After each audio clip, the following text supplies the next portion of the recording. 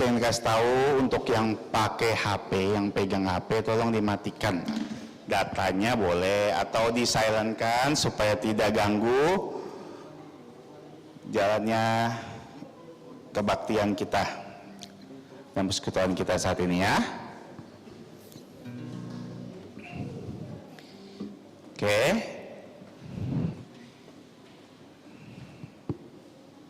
Kita mulai. Oke, sekali lagi. Selamat sore semuanya. Sudah selesai ujiannya? Nah, puji Tuhan. Nah, kita hari ini akan CMC lagi dan hari ini kita akan menyanyikan kembali CMC Anthem.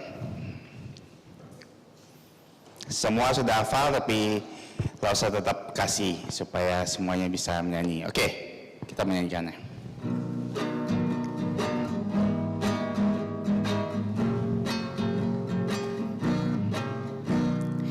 Yesus cinta padaku, CMC mengajarku, ku mau cinta padanya, serta taat perintahnya. Yesus Tuhanku, Yesus cintaku, Yesus tuntunku, belajar firman. Yang merasa perempuan nyanyi.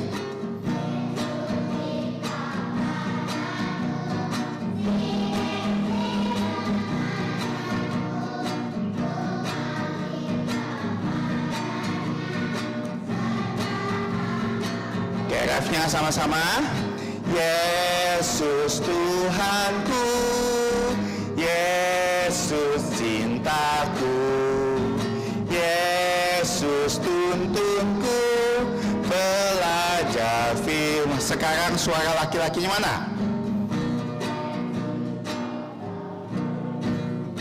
CMC mengajarku. Mana suara laki-lakinya?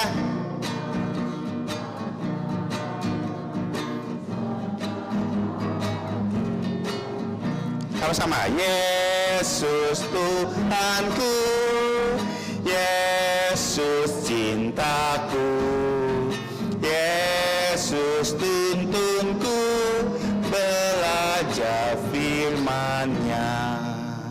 Oke, mari kita satu dalam doa. Kita berdoa.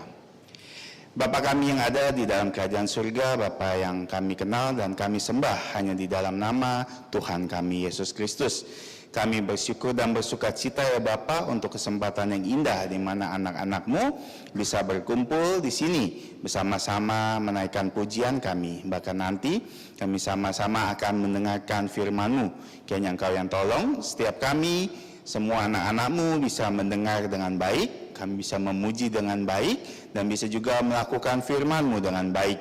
Juga kami memohon Kau yang menolong dan memberkati setiap lause-lause yang akan memberikan dan mengajarkan firman-Mu, sehingga semuanya bisa diberkati oleh firman-Mu. Terima kasih Bapa, ampuni kami akan dosa pelanggaran kami. Kami berdoa hanya di dalam nama Tuhan Yesus. Amin. Oke, semua tahu lagu Jalan Serta Yesus? Tahu. Tapi kali ini kita hanya akan menyanyikan dalam bahasa Inggris. Oke? Kita akan nyanyikan dalam bahasa Inggris. Walking with Jesus. Sama, artinya jalan serta Yesus, tapi dalam bahasa Inggris. Oke? Kita sama-sama belajar ya. Dalam bahasa Inggris kita menyanyikan lagu ini.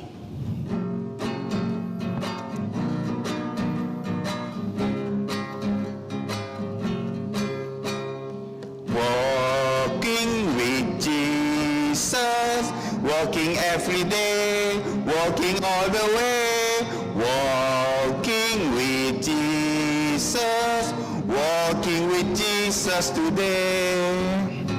Walking in the sunlight, walking in the shadow, walking every day, walking all the way, walking in the sunlight, walking in the shadow, walking with Jesus today. Oke. Ada sedikit perbedaan saat kita menyanyikan Jalan Serta Yesus dalam bahasa Indonesia dan bahasa Inggris. Ya, dalam bahasa Inggris refnya itu ada terjadi pengulangan 2 kali. Walking in the sunlight, walking in the shadow, walking every day, walking all the way, walking in the sunlight, walking in the shadow, walking with Jesus today. Ada beda ya. Kalau kita jalan dalam suka, jalan dalam duka, jalan sertanya setiap hari. Kita biasa sama-sama ngulang yang pertama. Jalan serta Yesus selamanya. Tapi dalam bahasa Inggris sebenarnya agak berbeda. Ya, yang diulang refnya. Oke, kita coba sama-sama. Tapi sebelumnya, apa maksudnya walking in the sunlight? Sunlight itu artinya terang, ya, sunlight, terang di bawah terang matahari. Dan shadow itu artinya apa? Kalau ada bayangan gelap dalam gelap, ya. Walking every day, jalan setiap hari, jalan di setiap jalan. Oke? Kita nyanyikan sekali lagi.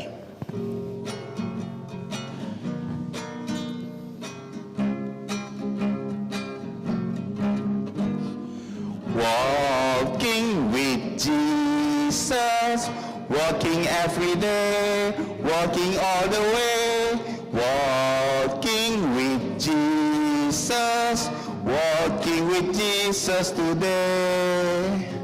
Walking in the sunlight, walking in the shadow, walking every day, walking all the way, walking in the sunlight, walking in the shadow, walking with Jesus alone.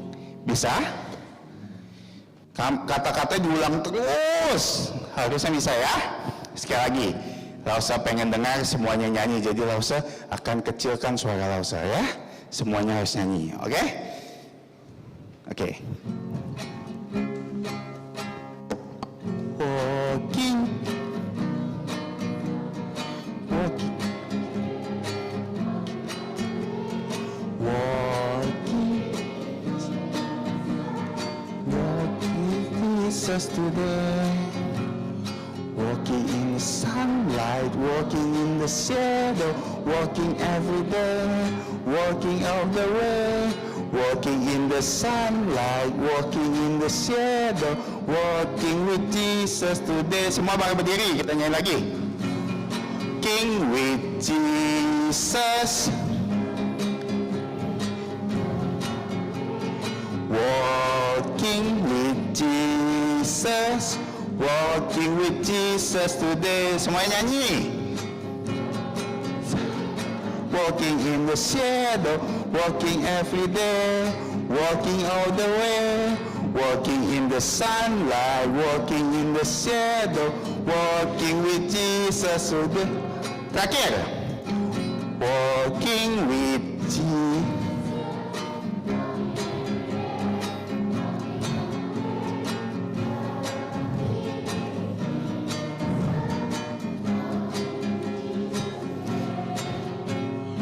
Walking in the sunlight, walking in the shadow, walking every day, walking all the way, walking in the sunlight, walking in the shadow, walking with Jesus alone. Oke, silakan duduk. Oke, lagu terakhir sebelum kita sama-sama dipisah mendengarkan firman Tuhan adalah Rejoice in the Lord Always. Ya, apa ini Lausa? Sekali lagi kita belajar lagu ini. Sebenarnya lagu ini bukan lagu baru. Lausa ingat waktu Lausa pelayanan di Miri, mereka suka sekali menyanyikan lagu ini. Jadi waktu Lausa melihat bukunya, Lausa keingat bagaimana kok kita menyanyikan sama-sama di sini. Kayak ini lagunya juga sama, sangat sederhana. Rejoice in the Lord always, and again I say rejoice. Artinya bersukacita di dalam Tuhan selalu.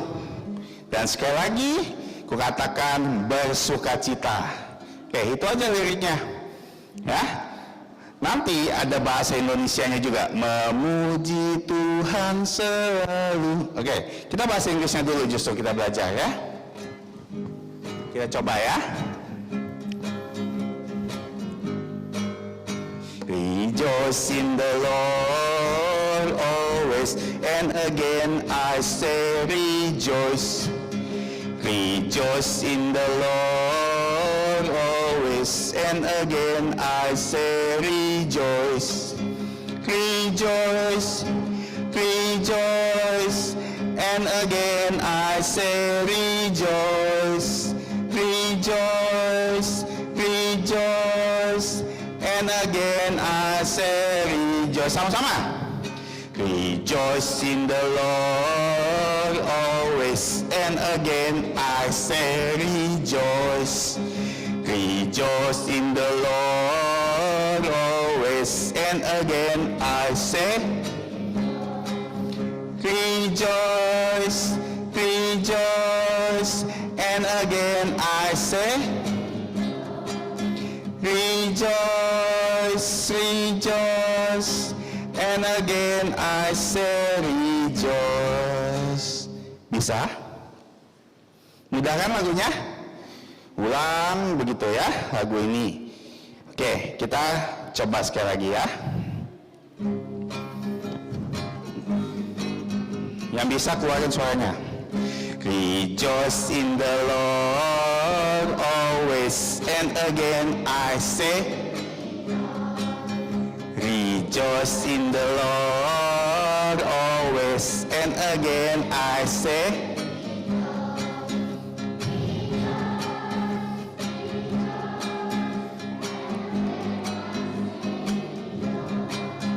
rejoice, rejoice, and again I say rejoice. Kita bahasa Indonesianya.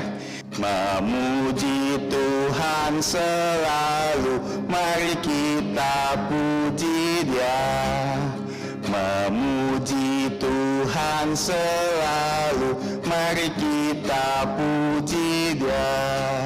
Suka cita, mari kita puji Dia. Suka cita, mari kita puji Dia. Oke, semoga lagu ini bisa kita ingat ya. Sebenarnya ini lagunya banyak variasinya, jadi kita belajar dulu hari ini. Oke, pengumuman pertama yaitu hari Jumat 24 Desember ada Natal Remaja Pemuda. Ya, Natal Remaja Pemuda dicatat 24 Desember jam 4:30. Yaitu minggu depan kita masih ada CMC, minggu depannya lagi tidak ada CMC. Kenapa? Karena ada Natal Remaja Pemuda. Dan Natal Remaja Pemuda hanya diperuntukkan dari SMP 1 ke atas. Ya, ingat ya. SMP 1 ke atas. Jadi SMP 1, 2, 3, SMA, SMK sampai kuliah boleh ikut ya. Ya, ini yang akan sama-sama kita rayakan ya Natal. Nah, yang kedua, Natal umum yaitu tanggal 25 Desember jam 9. Dan ini juga bertepatan dengan Natal anak. Ya. Jadi gini, tadi kan usah yang kelas 1 SMP sampai ke atas itu ikut Natal Remaja Pemuda. Nah, bagaimana dengan kami nih yang SD kelas 6 ke bawah? Nah, ikutnya di sini. Natal anak. Ya, jam 9 tanggal 25. Natal anak.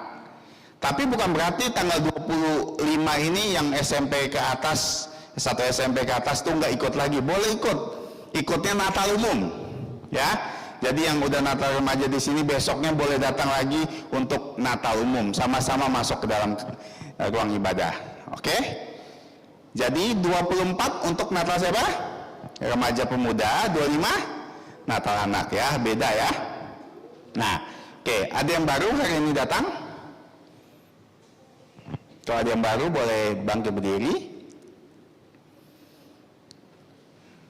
Oke. Nah, karena tidak ada, lalu saya harap bisa ajak kawan-kawan baru, terutama Natal ya, supaya semua kawan-kawan kamu bisa datang dan sama-sama merayakan Natal. Oke, sekarang lalu saya akan pisah kelas ini seperti biasa.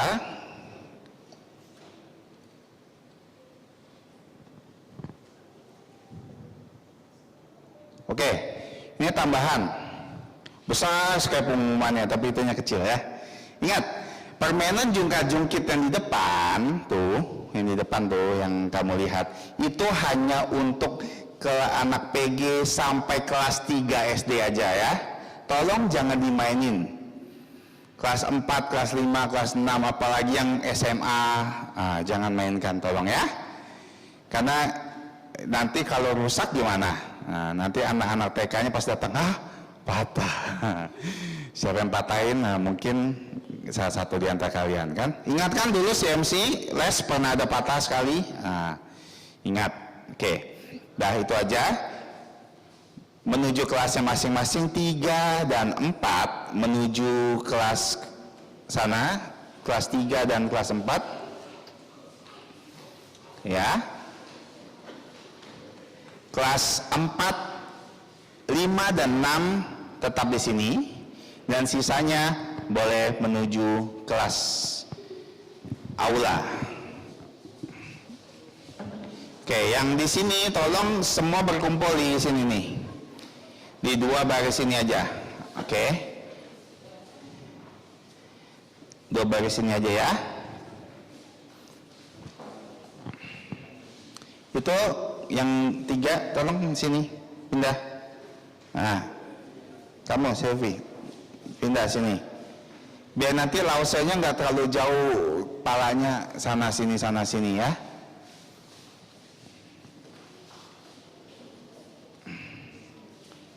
Oke ya. Oke. Lalu saya serahkan kepada Lause Julimin yang akan menyampaikan firman Tuhan pada sore hari ini. Oke. Selamat sore anak-anak sekalian. Nggak semangat, ulangi lagi ya. Selamat sore anak-anak sekalian. Ya bagus, kita harus semangat ya. Hidup itu harus semangat, nggak boleh loyo ya. Kalau orang loyo itu bagaimana?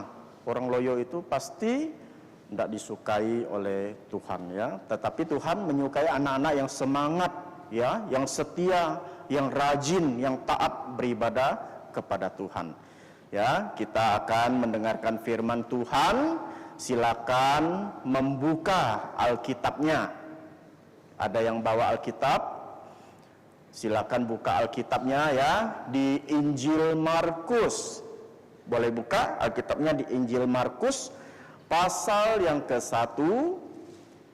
Injil Markus pasal yang ke-1. Silakan buka. Ayat 21 sampai dengan 28. Ya. Sudah ketemu? Nah, yang belum ketemu boleh minta lausenya untuk membukakan Injil Markus pasal 1 ayat 21 sampai dengan 28. Ya. Kita akan membacanya secara bertanggapan atau bergiliran, ya. Apa? Kita akan membacanya secara bertanggapan atau bergiliran. Ya. Lause sini baca di ayat yang 21, kalian baca di ayat 22 dan seterusnya. Nanti ya di 2 ayat terakhir kita akan sama-sama membacanya, yaitu di ayat 27 sampai 28 kita akan sama-sama membaca. Sudah ketemu semua? Oke, lause mulai ya. Judulnya di sini adalah Yesus dalam rumah ibadat di Kapernaum. Mereka tiba di Kapernaum setelah hari Sabat mulai. Yesus segera masuk ke dalam rumah ibadat dan mengajar. Mereka takjub mendengar pengajarannya, sebab ia mengajar mereka sebagai orang yang berkuasa. tidak seperti ahli-ahli Taurat. Pada waktu itu, di dalam rumah ibadat itu ada seorang yang kerasukan roh jahat. Orang itu berteriak pada sini.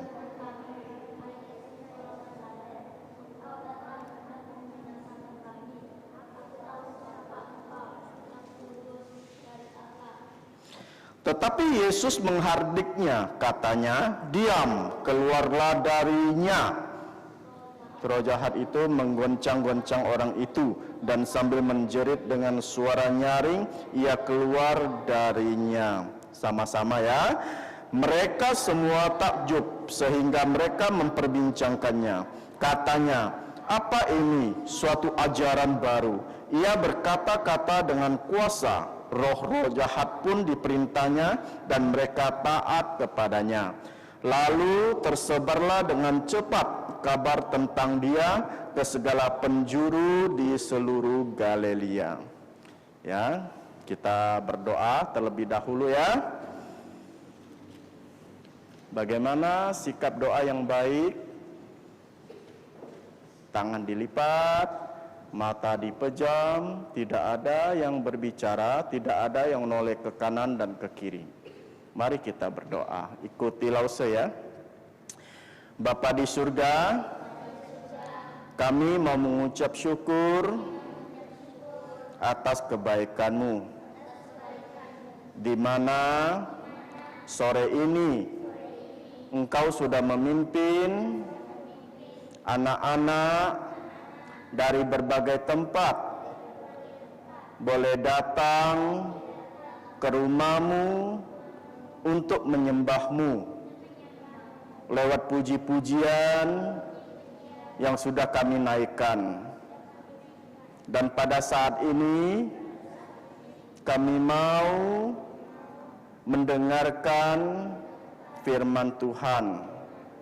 Tolong kami Bapa, agar kami bisa mengerti firman Tuhan yang disampaikan.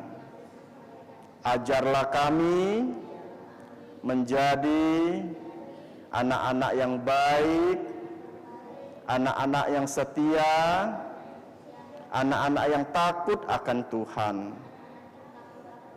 Terima kasih Bapa, ampunilah segala dosa pelanggaran kami. Hanya dalam nama Tuhan Yesus kami sudah berdoa. Amin. Nah, anak-anak, sore ini Lause mau cerita tentang apa? Tentang Tuhan Yesus ya, mengajar, dan juga Tuhan Yesus dia mengusir roh jahat. Apa? Ya, Tuhan Yesus mengajar dan mengusir roh jahat. Ya, yang terdapat di Injil Markus pasal yang ke-1 ya, ayat yang ke-21 sampai 28. Yang tadi kita sudah membacanya secara bertanggapan. Jadi kejadian ini juga ya dicatat juga di dalam Injil Lukas pasal yang ke-4 ya, ayat 31 sampai dengan 37 ya. Jadi ada dua pasal dari Perjanjian Baru, yaitu di Injil Markus dan Injil Lukas, yang mencatat tentang peristiwa ini ya. Jadi lebih spesifik di Injil Markus ini ya, setelah pelayanan Tuhan Yesus ya, bagaimana? Setelah Tuhan Yesus memanggil murid-muridnya yang pertama. Kalian sudah pernah baca di Alkitab bagaimana Tuhan Yesus ya, sebelum pelayanannya dimulai itu, dia memanggil murid-murid pertamanya yang terdapat di dalam Injil Markus ya, pasal 1 di ayat yang ke-16 sampai dengan 20. Ya, di situ dikatakan Tuhan Yesus memanggil murid-muridnya yang pertama. Ya, setelah Tuhan Yesus memanggil murid-muridnya yang pertama, siapa murid-muridnya yang pertama, anak-anak sekalian? Coba kalian perhatikan, dengar baik-baik. Ya? Ya, bagus, pintar. Ya, itu namanya bagus. Paham, bisa buka Alkitab. Ya, kalau Lause mengatakan buka di kitab mana, ayat mana, kalian harus segera membukanya. Ya, jangan main-main. Kalau kalian main-main tidak akan mengerti. Ya, jadi Tuhan Yesus memanggil murid-muridnya yang pertama terdapat di Injil Markus di ayat yang ke-16 sampai dengan 20 ya. Nah, tahu nggak kalian anak-anak, Tuhan Yesus melayani itu berapa lama? Tahu nggak? Tuhan Yesus melayani di muka bumi ini berapa lama? Berapa tahun? Berapa? 3,5 tahun. Ya, jadi Tuhan Yesus berumur 30 tahun, ya. Setelah itu dia melayani 3,5 tahun. Setelah itu baru Tuhan Yesus disalibkan. Kita melihat ya bahwa pelayanan Tuhan Yesus itu benar-benar dan sungguh-sungguh. Bagaimana Tuhan Yesus dari desa satu ke desa yang lain, ya, dari kota satu ke kota yang lain, untuk apa? Untuk melayani. Nah, kita melihat di sini, ya, di mana Tuhan Yesus memulai pelayanannya di mana? Di Kapernaum, ya. Jadi Tuhan Yesus memulai pelayanannya itu di Kapernaum dengan apa? Mengajar, ya, di sebuah rumah ibadat. Apa? Tuhan Yesus mengajar di sebuah rumah ibadat atau sinagog. Ya. Nah, jadi anak-anak sekalian, di rumah ibadat tersebut, ya, terjadi dua hal yang membuat orang-orang yang ada di situ, ya, menjadi takjub. Apa? Orang-orang di situ yang berada di rumah ibadat itu, mereka menjadi takjub. Apa itu takjub? Ada yang tahu apa itu takjub? Takjub itu bisa diartikan juga terheran-heran, ya, terkagum-kagum, ya. Nah, itu namanya takjub. Jadi artinya setelah Tuhan Yesus, ya, melayani di rumah ibadat tersebut, terjadi dua hal yang membuat orang-orang yang beribadah di sana itu menjadi takjub atau heran atau bagaimana, atau mengagumkan juga bisa, ya. Nah, yang pertama, orang-orang takjub mendengar apa? Mendengar pengajaran dari Tuhan Yesus, ya. Terdapat di ayat 21 dan ayat 22. Mereka tiba di Kapernaum setelah hari Sabat mulai. Yesus segera masuk ke dalam rumah ibadat dan mengajar. Mereka takjub mendengar pengajarannya, sebab ia mengajar mereka sebagai orang yang berkuasa, tidak seperti ahli-ahli Taurat. Nah, mengapa orang takjub mendengar pengajaran dari Tuhan Yesus? Tahu? Apa itu? Mengapa mereka takjub melihat pengajaran dari Tuhan Yesus? Karena pengajaran dari Tuhan Yesus itu, ya, berbeda dengan pengajaran-pengajaran yang dilakukan oleh para ahli Taurat, orang-orang Farisi, ya, dan lain-lainnya. Berbeda. Bagaimana dengan pengajaran dari Tuhan Yesus? Tuhan Yesus itu dia mengajar dengan kuasa, ya, yang bersumber dari Allah itu sendiri. Bagaimana dengan orang Farisi? Sedangkan orang Farisi dan ahli-ahli Taurat, mereka mengajar itu bukan dengan kuasa dari Allah, melainkan apa? Melainkan dari pemikiran dan kepandaian mereka itu sendiri. Ya. Artinya apa? Artinya bahwa mereka mengajar dan melayani orang-orang bukan untuk Allah. Bukan untuk Allah, tetapi mereka melayaninya, mengajar kepada orang-orang itu untuk kehormatan mereka sendiri. Itulah ahli-ahli Taurat, itulah orang-orang Farisi, itulah orang-orang Saduki. Ya, mereka lebih bagaimana? Lebih mengajar itu lebih agar apa? Agar dilihat oleh orang. Ya, agar apa? Agar dihormati oleh orang. Nah, jadi mereka ingin bagaimana? Mereka ingin dipandang ya oleh orang-orang bahwa mereka itu orang yang hebat. Ya, orang-orang yang hebat, orang-orang yang terhormat. Ya, oleh karena itulah ya, pengajaran mereka itu tidak bagaimana? Tidak diliputi oleh kuasa Allah. Ya, jadi mereka mengajar itu tidak sungguh-sungguh. Mereka mengajar itu semata-mata agar orang ingin menghormati dia. Ya, karena apa?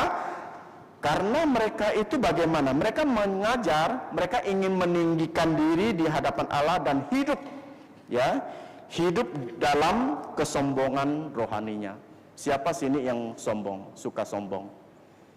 Ada? Tak boleh sombong, ya. Kita jadi anak Tuhan, kita tak boleh sombong. Betul? Boleh sombong nggak kita?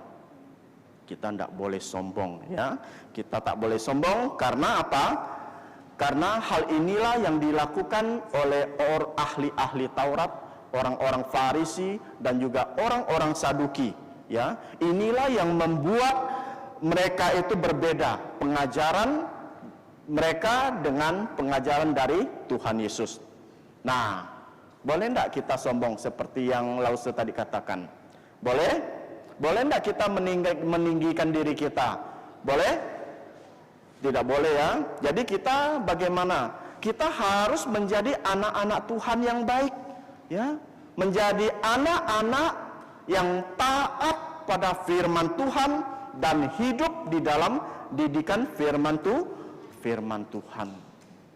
Jadi kalau kita ingin maju, ya, ingin pintar, ya, kita harus bagaimana tadi Lause katakan, kita harus hidup di dalam didikan firman Tuhan, ya. Bagaimana cara kita hidup dalam didikan firman Tuhan?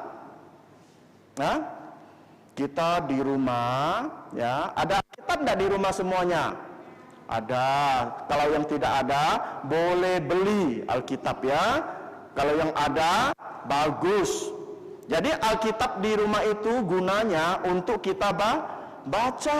Kita baca, ya, setiap hari kita renungkan.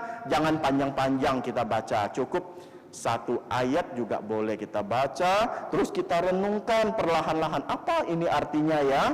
Kalau tidak mengerti, boleh tanya lausenya, ya. Kalau tak mengerti, kalau mengerti bagus, ya. Apa pesan dari Lause? Kalau kalian ingin hidup di dalam didikan firman Tuhan, kalian di rumah harus sering baca firman Tuhan. Apa itu firman Tuhan? Firman itu adalah perkataan-perkataan dari Tuhan untuk siapa? Untuk orang-orang, ya. Nah, jadi itulah hidup di dalam didikan firman Tuhan. Selanjutnya yang kedua, ya. Yang kedua, ya. Kalau tadi, ya, di rumah ibadat tersebut terjadi dua hal yang membuat orang-orang yang beribadah di sana menjadi takjub. Yang pertama tadi kita sudah belajar tentang apa? Orang-orang takjub mendengar pengajaran dari Tuhan Yesus yang terdapat di ayat 21 sampai 22. Nah, yang poin kedua ini, ya, orang-orang takjub ketika melihat Tuhan Yesus melakukan apa? Iya, bagus, pintar. Jadi yang kedua itu, mereka, ya, takjub, orang-orang yang ada di rumah ibadat itu takjub melihat Tuhan Yesus membebaskan orang yang kerasukan di bait Allah. Terdapat di ayat 23 sampai dengan 26 ya. Pada waktu itu di dalam rumah ibadat itu ada seorang yang kerasukan roh jahat. Orang itu berteriak, "Apa urusanmu dengan kami, hai Yesus orang Nazaret? Engkau datang hendak membinasakan kami. Aku tahu siapa engkau, yang kudus dari Allah." Tetapi Yesus menghardiknya, katanya, "Diam, keluarlah darinya," kata Tuhan Yesus ya. Nah, jadi roh jahat itu menggoncang-goncang orang itu dan sambil menjerit dengan suara nyaring ia keluar darinya. Coba kita bayangkan ya. Di sini luar biasa takjubnya orang-orang tersebut melihat bagaimana Tuhan Yesus membebaskan orang yang kerasukan di bait Allah. Ya. Jadi kejadian tersebut membuat orang-orang di situ mereka bagaimana? Mereka bertanya-tanya, ya, dari satu ke lain mereka bertanya-tanya. Apa yang mereka tanyakan? Dari mana sih sumber kuasa yang Yesus miliki sehingga apa? Ia dapat melakukan semua itu. Jadi orang-orang yang ada di sekitar rumah ibadat tersebut, mereka itu heran. Mereka itu takjub, mereka itu terkagum-kagum. Mereka bertanya-tanya sumber kuasa dari Tuhan Yesus itu dari mana? Nah sekarang Lause ingin tanya, sumber kuasa dari Tuhan Yesus itu dari mana? Ada yang bisa jawab? Siapa bisa menjawab? Sumber dari kuasa dari Tuhan Yesus itu dari mana? Ya betul, dari Allah. Sumber kuasa Yesus itu dari Allah. Tuhan Yesus itu adalah Allah 100% ya, yang menjelma menjadi manusia 100% ya. Nah, artinya apa? Artinya bahwa Tuhan Yesus itu adalah Tahakua. Apa itu Tahakua? Pernah kan kalian mendengar kata-kata ini? Setiap firman Tuhan pasti lause-lausenya ada menyebut Tahakua, Tahakua. Apa itu Tahakua? Ada yang bisa jawab? Apa itu Tahakua? Allah itu Ta, Maha Tahu. Ta, Maha Tahu. Ha, apa? Maha Hadir. Kua, apa itu kua? Bukan kuah sayur ya. Bukan kuah sop. Tetapi kuah itu apa? Kuasa. Jadi Maha Kuah itu singkatannya Maha Tahu, Maha Hadir, Maha Kuah, Maha Kuasa. Oleh karena itulah kita harus menyembah Allah yang hidup, bukan menyembah Allah yang mati, yang tidak bisa berbuat apa-apa. Benar nggak kita menyembah Allah yang hidup? Lause mau buktikan. Benar nggak kita menyembah Allah yang hidup? Kita bisa selamat karena siapa? Tuhan siapa? Ya. Ingat, kalian bisa selamat bukan karena apa? Perbuatan baik kalian. Ingat baik-baik ya. Kalian bisa selamat bukan karena kalian melakukan hal-hal yang lain. Tetapi kalian bisa selamat karena Tuhan Yesus yang sudah mati di atas kayu salib demi menebus segala dosa dan pelanggaran kita. Tuhan Yesus mati di kayu salib hari keberapa? Hari Jumat, 1 hari. Ya, setelah Tuhan Yesus disalibkan di atas kayu salib, tangannya dipaku, ya, kakinya dipaku, mengalirkan darah, ya. Terus membuktikan bahwa Tuhan Yesus sungguh-sungguh mati, ya. Tentara Roma itu bagaimana? Menusuk lambung dari Tuhan Yesus. Yang keluar itu apa? Air dan darah. Itu membuktikan bahwa Tuhan Yesus sudah mati. Kalau orang yang belum mati, Kalau dia terluka, apa yang keluar? Darah. Ya, tetapi kalau orang yang sudah mati, apa yang keluar? Air dan darah. Itu membuktikan apa? Membuktikan bahwa orang tersebut sudah benar-benar mati. Nah, setelah Tuhan Yesus mati, ya, terus diturunkan, dikuburkan. Ya, dikuburkan sudah berapa hari? Tuhan Yesus mati, dikuburkan, terus hari ketiga Tuhan Yesus bangkit dari kematian. Itulah makanya tadi Lause bilang bahwa kita ini beruntung bahwa kita menyembah Allah yang hidup, Allah yang sudah bangkit dari kematian, ya, melalui putranya Tuhan Yesus yang sudah bangkit dari kematian. Tuhan Yesus mengalahkan maut. Siapa sini yang bisa mengalahkan maut? Pernah lihat tinju, boxing? Ya? Pernah lihat biasa di ring itu dua orang berantem kan, bertinju kan? Ada pernah satu peristiwa terjadi, orang yang ditinjunya sampai mati. Nah, bisa hidup lagi enggak? Sudah mati bisa hidup lagi enggak? Enggak bisa hidup lagi, karena dia dikalahkan oleh maut.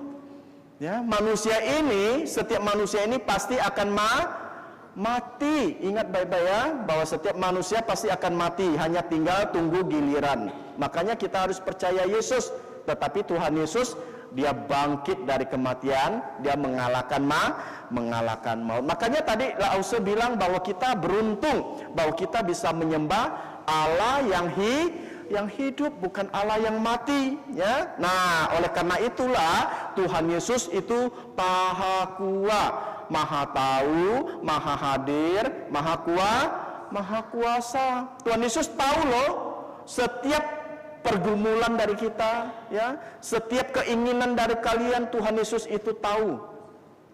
Jadi kalau kalian menginginkan apa, kalian berdoa, itulah hubunganmu dengan Allah. Kalau kamu berdoa, itu berarti kamu berbicara dengan Tuhan Yesus.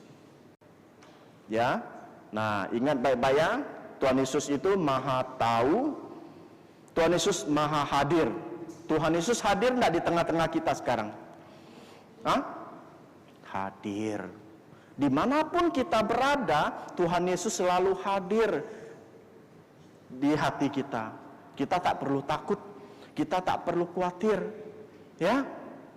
Jika orang tua kalian ada yang khawatir, ada yang mengalami pergumulan, ya, bilang papa mamamu, "Pa, Ma, jangan takut, Pa, Ma, jangan khawatir. Ada Tuhan Yesus di dalam lubuk jantung kita." Karena Tuhan itu Tahakua, Maha Tahu, Maha Hadir, dan Tuhan Yesus Maha Kuasa. Dia berkuasa atas seluruh aspek kehidupan kita. Dia berkuasa atas seluruh alam yang ada di dunia ini, karena semuanya diciptakan oleh Allah. Ya. Nah, oleh karena itulah seperti yang Lause katakan tadi, bahwa Tuhan Yesus berkuasa untuk menyembuhkan juga berbagai penyakit. Tuhan Yesus juga berkuasa mengusir roh-roh jahat. Jadi kalian tidak perlu khawatir, ya, seperti kejadian di bait Allah ini, di mana Tuhan Yesus, ya, bukan hanya mengajar, ya, tetapi juga Tuhan Yesus mengusir roh-roh jahat. Ya, jadi mereka, kita melihat di sini di rumah ibadat tersebut ada seorang yang kerasukan roh jahat, ya kan? Kita melihat kan yang tadi kita baca di tersebut, ada seorang yang kerasukan roh jahat. Di sini dia katakan, jadi roh jahat itu mengatakan, "Apa urusanmu dengan kami, hai Yesus orang Nazaret?" Nah, ini perkataan dari roh jahat tersebut. "Engkau datang hendak membinasakan kami. Aku tahu siapa engkau, yang kudus dari Allah." Jadi kira-kira iblis itu tahu nggak siapa orang yang berdiri di depannya? Tahu nggak? Iblis tahu nggak? Tahu. Ya, iblis tahu bahwa Tuhan Yesus itu adalah apa? Adalah yang kudus dari Allah. Yesus itu adalah Allah sendiri. Iblis tahu. Ya, nah, lalu saya ingin tanya, kalian pernah nggak lihat orang kerasukan roh jahat? Pernah? Pernah? Apa yang terjadi dengan orang yang kerasukan tersebut? Hah? Ya, memang ada yang menjadi gila juga loh. Ya, ada yang hampir gila, ada yang menjadi sakit. Ya, jadi kalau orang yang kerasukan roh jahat itu enak nggak? Tidak enak, menderita. Tetapi banyak orang di zaman sekarang yang menghendaki roh jahat masuk ke tubuhnya. Betul nggak? Ya kan? Banyak orang loh, secara khususnya anak-anak muda sekarang yang menginginkan agar roh jahat masuk ke tubuhnya. Seperti apa? Seperti orang yang tatung atau apa itu kan? Betul nggak? Nah itu, jangan ya. Nah oleh karena itu, kalian harus tahu ya, roh jahat itu dari mana? Roh jahat itu dari mana? Hah? Roh jahat itu berasal dari kerajaan iblis, kalau kalian mau tahu. Roh jahat itu bukan dewa, kalau kalian mau tahu. Roh jahat itu siapa sebenarnya? Roh jahat itu adalah malaikat ya, yang jatuh, yang memberontak kepada Allah. Kalau kalian mau tahu, kepalanya itu siapa? Hah? Kepala dari malaikat yang jatuh itu siapa? Kepala dari roh jahat itu siapa? Lucifer namanya. Dia dulu adalah seorang penghulu malaikat yang paling kuat, paling gagah perkasa, paling ganteng, paling tampan.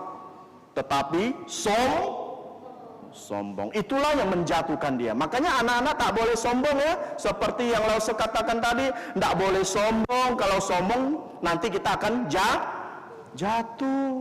Inilah yang dialami oleh Lucifer, penghulu malaikat tersebut. Merasa menganggap bahwa dirinya itu ya paling ganteng, paling berkuasa, paling hebat. Akhirnya apa yang terjadi? Dia ingin seperti Allah. Bisa nggak seperti Allah? Hah? Nggak bisa. Manusia nggak bisa seperti Allah. Malaikat tidak bisa seperti Allah. Karena manusia, malaikat semua ciptaan dari Allah. Akhirnya apa yang terjadi? Lucifer ini, dia membawa sepertiga malaikat ya untuk memberontak kepada Allah. Kira-kira bisa menang nggak? Nggak bisa. Terus diusir oleh Allah dari surga. Tak boleh lagi kalian tinggal di surga. Kalian semua kuusir. Akhirnya malaikat-malaikat yang jatuh itu kemana? Lari kemana? Ke udara, ke angkasa. Ya, di angkasa banyak malaikat-malaikat yang jatuh.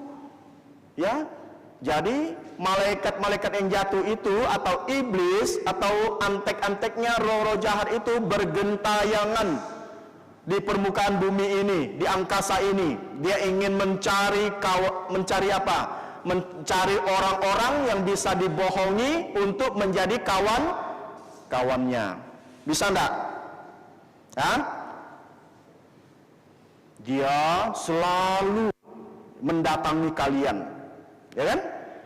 Dia sekarang berada di tempat ini juga. Kalau kalian mau tahu, bukan berarti di gereja ini, rumah Tuhan ini, iblis tak berani masuk. Bisa nggak iblis masuk sini? Bisa. Seperti kejadian yang tadi kan, ada seorang yang kerasukan di mana? Di bait Allah. Nah, sekarang tergantung. Bagaimana kalian bisa melawan iblis? Ayo, iblis bisa dikalahkan enggak? Dengan apa? Apakah dengan tinju? Dengan iblis? Iblis nampak enggak? Enggak nampak. Jadi bagaimana cara kita mengalahkan iblis? Iya, berdoa, percaya Yesus, berdoa firman Tuhan. Kita baru bisa mengalahkan iblis. Selain dari itu, tidak bisa kita mengalahkan iblis. Itulah senjata dari orang-orang yang percaya. Nah, kita lihat di ayat 24. Ya, orang itu dirasuki bukan hanya satu roh jahat. Ingat ya, di ayat 24 dikatakan yang merasuki orang tersebut bukan satu roh jahat, tetapi beberapa roh jahat. Kami, katanya ya, coba kita baca di ayat 24 nih. Apa urusanmu dengan kami? Kami itu kata ganti orang yang keberapa? Saya, kamu, kalian. Banyak jamak, banyak kan? Kata ganti orang ketiga kan? Banyak jamak kami kan? Nah, itu artinya roh jahat itu banyak yang merasuki orang tersebut. Nah, kita melihat. Jadi, apa yang terjadi?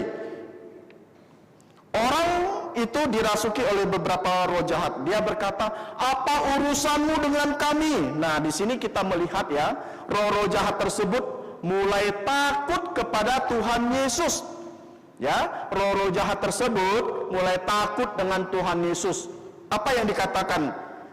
"Engkau datang hendak membinasakan kami," kata roh jahat tersebut. Ya, iblis kenal akan Tuhan Yesus. Maka iblis berkata, "Aku tahu siapa engkau yang kudus dari Allah." Ya, nah di sini kita bisa melihat ya, di hadapan orang-orang yang ada di rumah ibadat atau sinagog, Tuhan Yesus menunjukkan kuasanya dengan bagaimana? Dengan mengusir roh jahat itu dengan apa? Dengan senjata?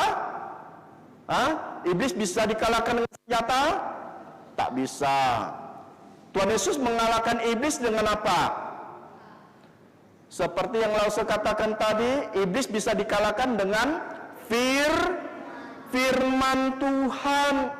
Jadi Tuhan Yesus mengalahkan iblis dengan apa? Dengan firman. Dia menghardik, ya. Dia menghardik. "Diam," kata Tuhan Yesus. "Keluarlah darinya," kata Tuhan Yesus. Apa? Tuhan Yesus berkata, "Diam kau roh jahat, keluarlah darinya." Dan apa yang terjadi? Tanpa perlawanan, semua roh jahat itu keluar dari tubuh orang yang kerasukan tersebut. Ya, akhirnya hal ini membuat semua orang menjadi takjub dan bertanya-tanya dengan satu dengan yang lainnya. Apa ini? Di ayat 27 ya, kita akan baca ya. Di ayat 27, mereka semua takjub sehingga mereka memperbincangkannya. Katanya, "Apa ini? Suatu ajaran baru. Ia berkata-kata dengan kuasa. Roh-roh jahat pun diperintahnya dan mereka taat kepadanya." Ya. Nah, selanjutnya orang-orang menjadi takjub. Ya kan? Nah, di ayat 28 kabar tentang Tuhan Yesus ya mengusir roh jahat menjadi pokok pembicaraan dari mereka dan tersebar sehingga apa? Banyak orang mencari Yesus untuk apa? Untuk menerima kesembuhan, pengajaran dan lain-lainnya. Apa yang kita belajar tadi? Bahwa Tuhan Yesus adalah Tahakua, Maha tahu, Maha hadir dan Maha kuasa. Itulah Tuhan yang boleh kita percaya. Anak-anak mau nggak percaya Tuhan Yesus? Mau sungguh-sungguh percaya Yesus? Kalau mau percaya Yesus, coba semuanya angkat tangan. Lause ingin lihat. Yang tak percaya tak boleh angkat tangan. Yang tak percaya tak angkat tangan. Bagus. Turunkan. Ini membuktikan bahwa kalian semua sudah percaya kepada Tuhan Yesus. Ya. Jadi kalau kalian sudah percaya Yesus, apa yang harus kalian lakukan selanjutnya? Membaca firman Tuhan dan juga berdoa dan juga datang ke rumah Tuhan, menyembah Tuhan, ya. Mari kita berdoa. Bapa di surga, kami mau mengucap syukur dan terima kasih pada sore ini anak-anak sudah mendengarkan firman-Mu. Kiranya Roh Kudus bekerja dalam lubuk jantung anak-anak sehingga anak-anak dapat mengerti firman Tuhan yang disampaikan. Mereka boleh berakar kuat dalam kehidupan mereka dan juga bertumbuh dan berbuah di dalam kehidupan mereka. Terima kasih Bapa di surga, sebentar kami akan pulang. Kiranya Engkau menuntun perjalanan kami ditibakan di tujuan dengan baik. Terima kasih Bapa di surga, ampuni segala dosa pelanggaran kami hanya di dalam nama Tuhan Yesus Kristus. Amin. Oke.